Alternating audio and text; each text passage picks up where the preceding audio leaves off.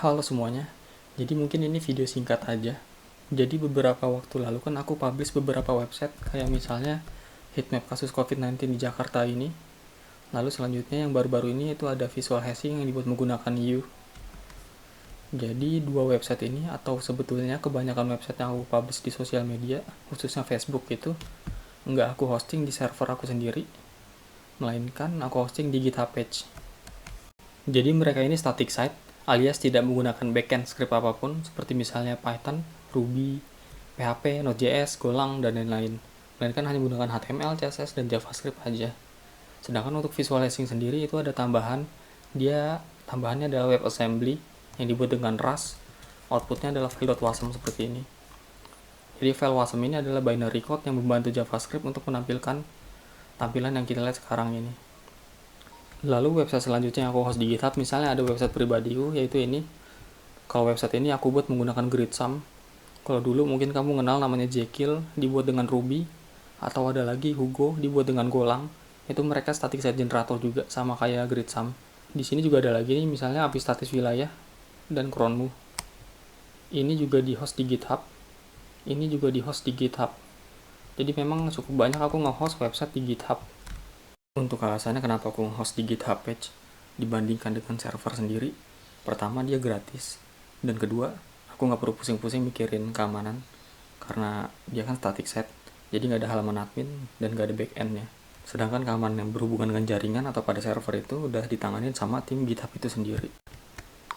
Selanjutnya kalau misalnya dibandingkan dengan static site hosting lain seperti misalnya Netlify, Firebase, dan sebagainya, yaitu karena aku kan nge-host reponya di GitHub, jadi kayaknya lebih gampang kalau di GitHub aja. Jadi begitu. Oke, sekarang kita langsung aja. Sebagai contoh, kita akan coba nge-publish website yang dibuat dengan Vue.js.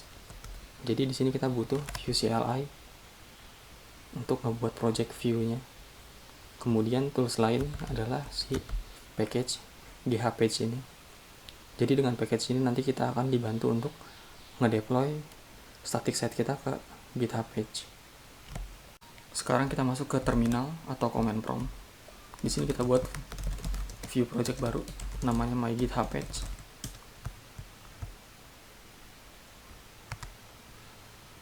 Untuk presetnya kita pilih default aja biar cepat. Lalu ini kita tunggu sampai instalasi selesai.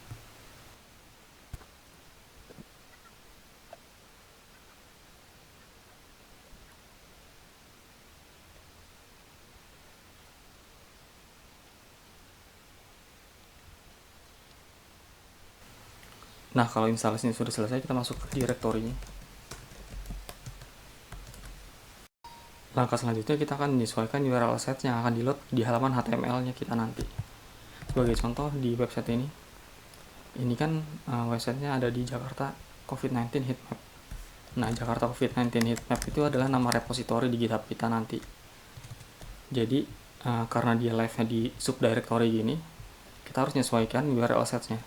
Untuk lebih jelasnya, kalau ini kita view source, di sini kalau kita lihat file CSS-nya, itu href-nya mengarah ke directory berupa nama repository kita ini. Begitu juga dengan file JS-nya. Jadi semua ada prefix nama direktorinya begini. Nah, untuk di Vue.js caranya kita bisa buat file konfigurasi kayak gini.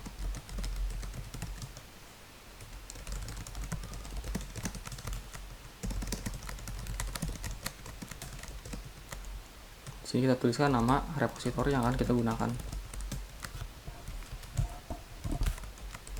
Kalau udah tinggal di save. Hasilnya kalau misalnya ini kita build,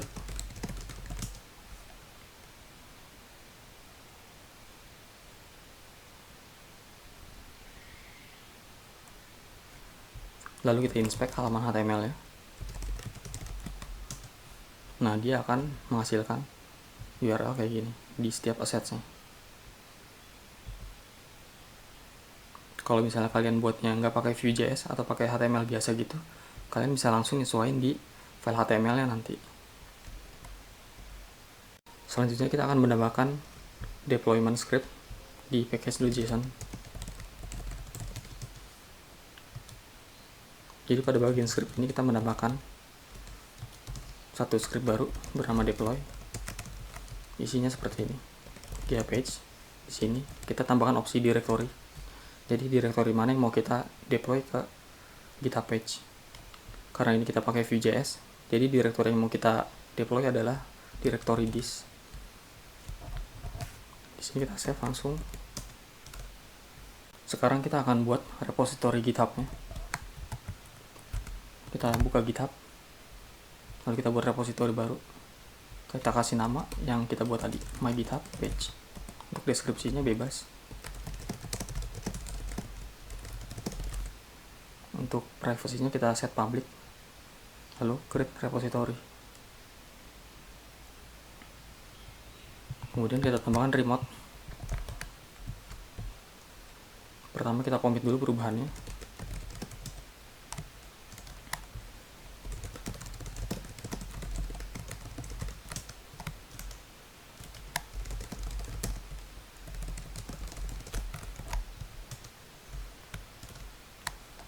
Lalu kita push branch master.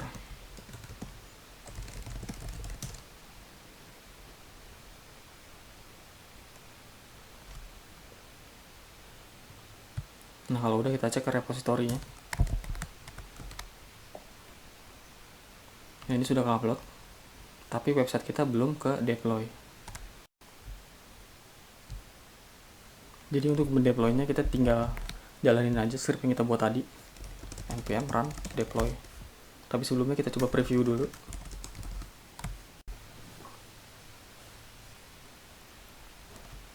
Ini kalau kita buka URL lokalnya, hasil akan seperti ini. Ini kalau udah kita stop aja. Selanjutnya kita bisa langsung deploy dengan cara npm run deploy. Ini error karena kita kayaknya belum install si GitHub page, jadi kita install dulu.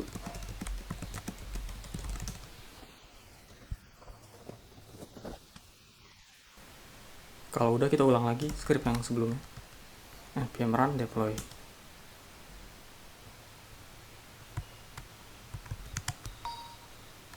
Nah, ini sudah publish.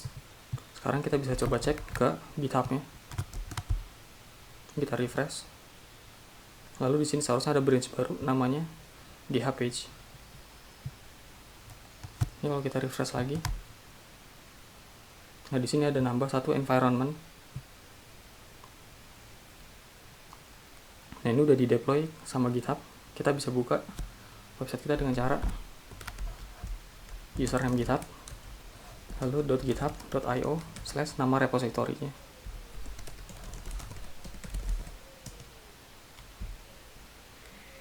Nah, di sini karena saya pakai custom domain, jadi dia di redirect ke domain saya. Ini hasilnya kan seperti ini, sesuai dengan yang kita preview sebelumnya. Nah, ini kalau misalnya suatu saat kita mau update, misalnya kita update file search app.vue, lalu ini kita ubah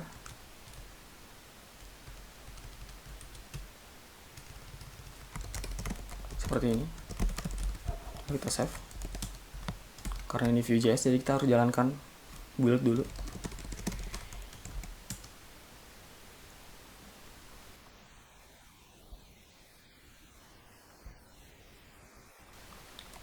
Selanjutnya kalau udah, ini kita npm run deploy lagi untuk mendeploy perubahannya. Nah, ini udah dipublish. Untuk melihat progresnya kita bisa kembali ke halaman GitHub, ke halaman deployment sini. Nah, ini udah aktif 11 detik lalu. Coba kita refresh. Hasilnya akan seperti ini. Jadi seperti itu caranya. Kalau misalnya kita mau lebih praktis lagi, misalnya mau langsung ngejalanin build dan deploy di saat bersamaan, kita bisa ubah aja pakai JSON-nya. Jadi seperti ini.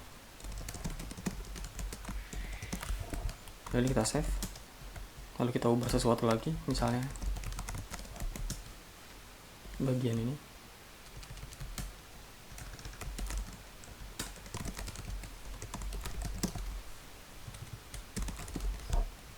Lalu kita save. Lalu kalau kita jalanin npm run deploy, dia akan nge-build dulu.